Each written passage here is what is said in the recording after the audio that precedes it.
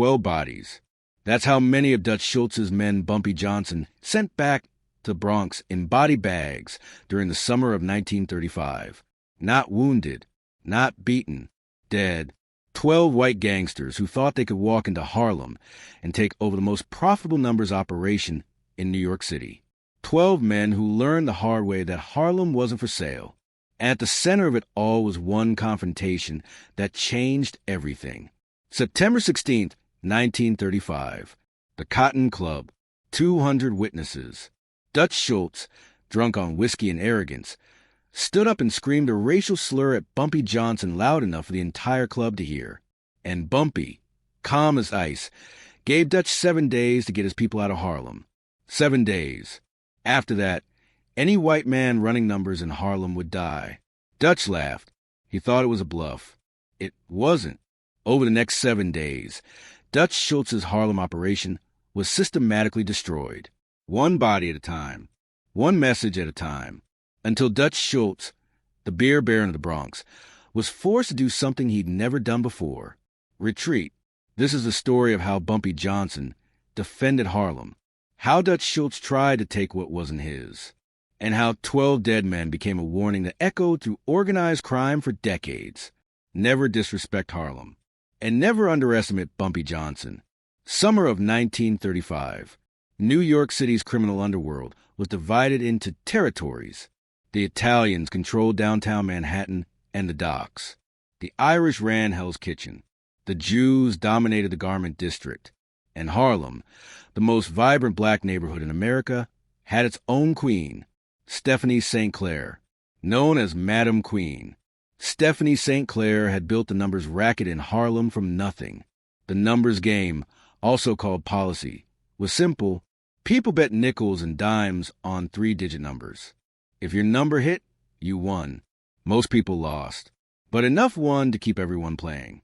And the house, Madame St. Clair's house, always made money. Millions of dollars every year. St. Clair employed hundreds of runners, black men and women, who collected bets from every corner of Harlem, from Lenox Avenue to 8th Avenue, from 110th Street to 155th Street. The entire neighborhood played the numbers. And Madame St. Clair controlled it all. But St. Clair had a problem. She was a black woman in a world run by white men. And those white men wanted what she had. By 1935, the most dangerous of those men was Dutch Schultz. Dutch Schultz, born Arthur Flegenheimer, was 33 years old in 1935. He controlled bootlegging in the Bronx. He'd survived gang wars with Legs Diamond and Mad Dog Call. He'd beaten 2 federal tax evasion trials. He was making $20 million a year. But Dutch wanted more. He wanted Harlem's numbers racket. And he didn't care who he had to destroy to get it. Dutch had tried negotiating with Madame St. Clair in early 1935. He'd offered her a deal, work for him, give him a majority share of the profits, and he'd let her continue operating. St. Clair refused. Harlem wasn't for sale. Dutch responded the only way he knew how, with violence. He sent his enforcers into Harlem, white gangsters who demanded that black numbers runners work for Dutch Schultz instead of Madame St. Clair. Many complied out of fear, but Madame St. Clair had protection. His name was Ellsworth Raymond Johnson, but everyone in Harlem called him Bumpy. Bumpy Johnson was 30 years old in 1935. Born in Charleston, South Carolina, he'd come to Harlem as a teenager. He'd worked his way up through the criminal underworld. By 1935, he was Madame St. Clair's most trusted lieutenant, her bodyguard, her enforcer, her problem solver. And when Dutch Schultz started moving into Harlem, Bumpy Johnson became her weapon. The war began quietly in early 1935. Dutch's men would approach in numbers runner. They'd make threats. Pay us or else. Some runners switched sides. Others reported back to Bumpy Johnson, and Bumpy started responding. In March 1935, 2 of Dutch's collectors were found beaten unconscious in an alley off Malcolm X Boulevard. They'd been collecting from Harlem residents. Bumpy's crew had caught them. The beating was a message. Stay out of Harlem. Dutch sent more men. In April 1935, Four of Dutch's enforcers tried to intimidate a Numbers bank on 125th Street. They walked in with guns, demanded the day's receipts. The bank manager stalled. He'd already called Bumpy. 10 minutes later, Bumpy Johnson walked through the door with 3 of his men. They were outnumbered, 4 against 4. But Bumpy had something Dutch's men didn't: the respect of Harlem. Within seconds, a dozen locals appeared, armed with bats, knives, whatever they could find. Dutch's men were surrounded. They dropped their guns. Bumpy let them walk out, but he kept their weapons, and he sent a message back to Dutch. Next time, they wouldn't walk out at all. By summer of 1935, the situation was escalating. Dutch Schultz was losing patience. His men couldn't operate in Harlem without being attacked. His collectors were getting beaten. His operations were failing. And Dutch, never a patient man, decided to take matters into his own hands. September 16th, 1935. The Cotton Club, located on 142nd Street and Lenox Avenue. The Cotton Club was Harlem's most famous nightclub. Celebrities performed there. Politicians drank there. Gangsters conducted business there. It was neutral ground, a place where the underworld's elite could meet without violence. That night, the club was packed. Over 200 people. Duke Ellington's orchestra was playing. The whiskey was flowing. And at a corner table sat Bumpy Johnson. He was there on business, meeting with some of Madame St. Clair's top numbers runners, discussing operations, planning strategies. At another table across the room sat Dutch Schultz. He was drunk. He'd been drinking since early evening. Bourbon, whiskey, beer, anything the waiters brought. And with every drink, Dutch got angrier. He'd been watching Bumpy all night, watching this black gangster who'd been disrupting his operations, who'd been beating his men, who'd been defending Harlem like it was his personal kingdom. Dutch's bodyguards tried to calm him down, but Dutch was beyond reason. At approximately 10:30 in the evening, Dutch Schultz stood up. His chair scraped loudly across the floor. The music kept playing, but conversation stopped. People watched. Dutch started walking toward Bumpy's table. His bodyguards followed, trying to hold him back, but Dutch shrugged them off. When Dutch reached Bumpy's table, he stood there swaying slightly. Bumpy looked up, calm, expressionless. Dutch Schultz was 6 feet tall. Bumpy Johnson was 5'10", but in that moment, Bumpy seemed taller. Dutch's face was red. His eyes were bloodshot. He pointed at Bumpy. And then Dutch Schultz said the words that would cost him everything. He screamed a racial slur, loud enough for the entire Cotton Club to hear. The orchestra stopped playing. 200 people went silent. Everyone waited to see what Bumpy Johnson would do. Violence was expected. Bumpy had a reputation. He'd killed men for less. But Bumpy didn't move. He didn't reach for a weapon. He didn't stand up. He just stared at Dutch Schultz with cold, emotionless eyes. The silence stretched. 10 seconds. 20. 30. And then Bumpy Johnson spoke. His voice was quiet, but it carried through the silent club. You got 7 days to get every one of your people out of Harlem. After that, any white man I find running policy in my neighborhood dies. Dutch Schultz laughed, a loud, mocking laugh. He looked around the room. Can you believe this guy? He thinks he can tell Dutch Schultz what to do. Dutch's bodyguards tried to pull him away, but Dutch kept laughing. He pointed at Bumpy again. 7 days? I'll send 20 more men tomorrow, 50 the day after. I'll own Harlem by the end of the month. And there's nothing you can do about it. Bumpy didn't respond. He just watched Dutch stumble back to his table, watched him drain another glass of whiskey, watched him leave the Cotton Club an hour later, still laughing. The next morning, September 17th, 1935, Dutch Schultz woke up with a massive hangover.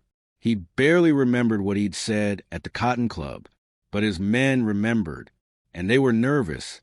Bumpy Johnson didn't make empty threats, but Dutch dismissed their concerns. He sent 5 of his top collectors into Harlem that morning. Their job was simple: collect from the numbers runners. Show them that Dutch Schultz wasn't afraid of Bumpy Johnson. The 5 men never came back. The first body was discovered at 7 in the morning. Vincent Clutchmell, one of Dutch's top collectors. He'd been found in a trash drum behind a tenement building on 138th Street. He'd been tortured, beaten, then shot once in the head. Pinned to his shirt was a handwritten note. 1 down, 7 to go. Leave Harlem. By noon, 2 more bodies had been found. Both Dutch Schultz's men. Both killed execution style. Both with notes. 2 down, 5 to go. 3 down, 4 to go. Dutch Schultz sat in his Bronx headquarters reading the reports. His men were being hunted, systematically, professionally, and Bumpy Johnson was sending a message with each body. You had 7 days. The clock is ticking. September 18th, 1935. Day 2. Dutch sent reinforcements into Harlem. 10 men, armed with pistols and shotguns. Their orders were to find Bumpy Johnson and kill him.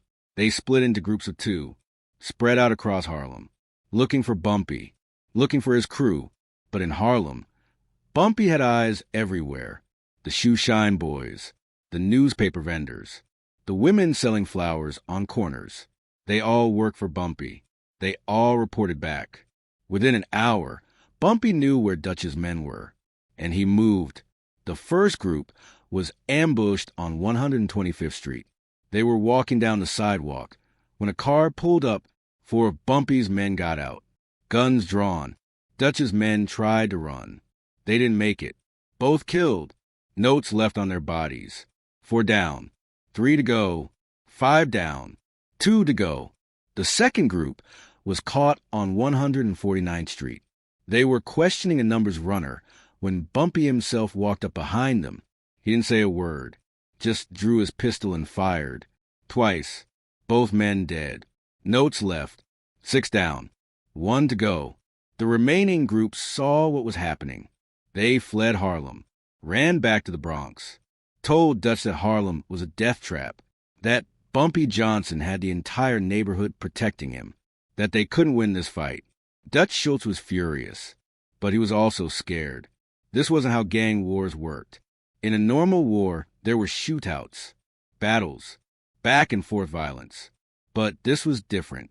This was an execution. Calculated, methodical. Bumpy wasn't fighting Dutch. He was erasing him from Harlem, 1 body at a time. September 19th, 1935. Day 3. Dutch tried a different approach. He called Lucky Luciano. Charles Lucky Luciano was the most powerful mob boss in New York. He controlled the 5 families. He had connections to everyone. Dutch asked for help. Luciano, tell Bumpy Johnson to back down. Tell him this is bigger than Harlem. Tell him we can work something out. Lucky Luciano listened. Then he said something that shocked Dutch. No, I'm not getting involved. You insulted that man in front of 200 people.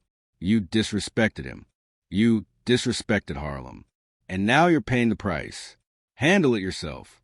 Dutch hung up the phone. He realized then that he was alone. The mob wasn't going to help him. The police couldn't protect him. And Bumpy Johnson wasn't going to stop. September 20th, 1935. Day 4. Another body. This time it was one of Dutch's accountants. A man who'd been collecting numbers receipts from Harlem. Found dead in his apartment. Shot 3 times. Note pinned to his chest. 7 down. Dutch tried to regroup. He pulled all his men out of Harlem. Told them to stay in the Bronx. Wait this out. Let Bumpy cool down. But the killings didn't stop. September 21st, 1935. Day 5. 2 more bodies. Dutch's men who'd been involved in the Harlem operation. Both killed in the Bronx. In their own territory. Bumpy Johnson had crossed into the Bronx to hunt them down. The message was clear. There was nowhere to hide. 8 down. 9 down. September 22nd, 1935. Day 6. Dutch Schultz was trapped. He lost 9 men in 6 days. His Harlem operation was destroyed. His men were terrified. And Bumpy Johnson showed no signs of stopping. That evening, Dutch received a phone call. It was one of his remaining men who'd worked in Harlem. Boss, I'm getting out. I'm leaving New York. I don't care about the money. I don't care about the territory. Bumpy Johnson is going to kill us all. The man hung up. Dutch sat in his office. For the first time in his criminal career, he didn't know what to do. September 23rd, 1935. Day 7. The final deadline. Dutch Schultz woke up expecting more bodies. More notes. More messages. But nothing happened. All day. Silence. No killings. No reports. No bodies. Dutch didn't understand. Then at 8 in the evening, his phone rang. It was an associate. "Boss, Bumpy Johnson is at the Cotton Club. He's asking to speak with you." Dutch drove to Harlem. For the first time in his life, he was scared. He walked into the Cotton Club with 4 bodyguards. And there, at the same corner table, sat Bumpy Johnson. Calm, relaxed, drinking a bourbon. Dutch approached. His bodyguard stayed close. Bumpy gestured to an empty chair. Dutch sat. Bumpy spoke first. "Your 7 days are up. I could have killed 3 more of your men today, but I didn't. You want to know why?" Dutch nodded. "Because this isn't about revenge. This is about respect. You came into my neighborhood. You tried to take what's ours. And you insulted me in front of my people. So I taught you a lesson. 9 of your men are dead. The rest have fled. Your Harlem operation is finished. And it will stay finished." Bumpy leaned forward. "Here's what's going to happen. You're going to stay in the Bronx. You're going to run your bootlegging, your restaurants, your operations up there. But Harlem belongs to us. The numbers game belongs to Madame St. Clair. And if you ever send another man into Harlem to collect policy money, I won't give you 7 days. I won't give you 7 hours. I'll kill every single person you care about. And then I'll come for you." Dutch Schultz stared at Bumpy Johnson. He wanted to argue, to threaten, to fight back, but he couldn't, because Bumpy had proven something over the last 7 days. He had the power. He had the respect. He had Harlem. Dutch stood up. He walked out of Cotton Club without saying a word, and he never sent another man into Harlem again. The war was over. Bumpy Johnson had won. But the story doesn't end there, because the real casualties of that war were the 3 additional men who died after September 23rd, 1935. Dutch Schultz never stopped planning his revenge. He just couldn't execute it. Because 6 weeks later, on October 23rd, 1935, Dutch Schultz was shot and killed at the Palace Chop House in Newark, New Jersey. Killed by hitmen sent by Lucky Luciano. Not because of Bumpy Johnson, but because Dutch had tried to kill federal prosecutor Thomas Dewey against the mob's wishes. But here's what most people don't know. Those 3 additional bodies between September 23rd and October 23rd, they were Dutch's men who'd survived the 7-day war, but kept trying to operate in Harlem. Bumpy kept his promise. He hunted them down, killed them, sent their bodies back to the Bronx. Total body count? 12. 12 of Dutch Schultz's men sent back in body bags. All because Dutch had underestimated Bumpy Johnson. After Dutch's death, Bumpy Johnson negotiated directly with Lucky Luciano. They made a deal. Bumpy could run the numbers in Harlem, but he'd give a percentage to Luciano's organization. It wasn't perfect, but it was peace. And for the first time, a black gangster had negotiated as an equal with the Italian mob. Bumpy Johnson's widow, Mamie Hatcher Johnson, wrote about this period years later in her memoir. She said, "It wasn't a perfect solution, and not everyone was happy. But at the same time, the people of Harlem realized Bumpy had ended the war with no further losses, and had negotiated a peace with honor. And they realized that for the first time, a black man had stood up to the white mob, instead of just bowing down and going along to get along. That's Bumpy Johnson's legacy. Not just the 12 bodies, not just the 7-day war, but the fact that he defended Harlem when nobody else could. He stood up to Dutch Schultz, one of the most feared gangsters in New York, and he won, not with an army, not with unlimited resources, but with strategy, respect, and the unwavering support of his community. Bumpy Johnson would go on to rule Harlem for 3 decades. He'd go to prison. He'd survive assassination attempts. He'd negotiate with the mob, and he'd become a legend.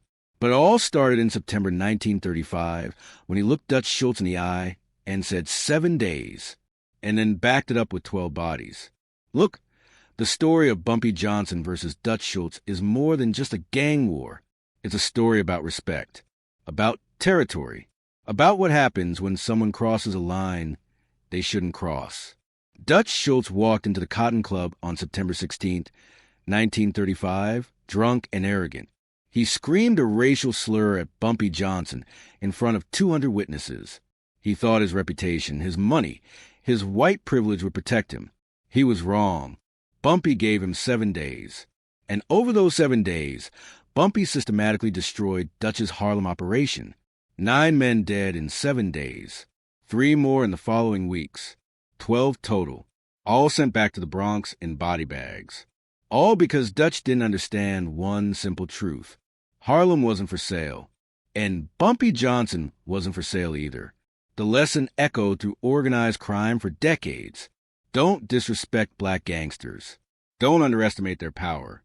And never, ever try to take Harlem by force. Dutch Schultz learned that lesson. It cost him 9 men in a week. And 6 weeks later, it contributed to his own death. Because when Lucky Luciano and the commission were deciding whether Dutch had become too much of a liability, they remembered how Dutch had handled the Bumpy Johnson situation. Recklessly, emotionally, stupidly.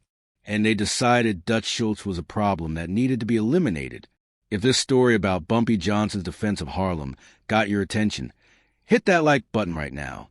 Subscribe to this channel because we're dropping true crime history stories every single week. Drop a comment and tell me, do you think Bumpy Johnson was justified? Would you have given Dutch Schultz 7 days or handled it differently? And turn on notifications because next week we're telling the story of how Lucky Luciano ordered Dutch Schultz's assassination and why the most powerful gangster in New York had to die in a bathroom. Remember, in the world of 1930s organized crime, respect was everything. Territory was everything. And challenging the wrong person could cost you everything. Dutch Schultz challenged Bumpy Johnson. He insulted him. He tried to take Harlem. And he paid for it with 12 of his men. 1 week, 12 bodies. One message. Harlem belongs to Bumpy Johnson. And anyone who forgets that ends up in a body bag.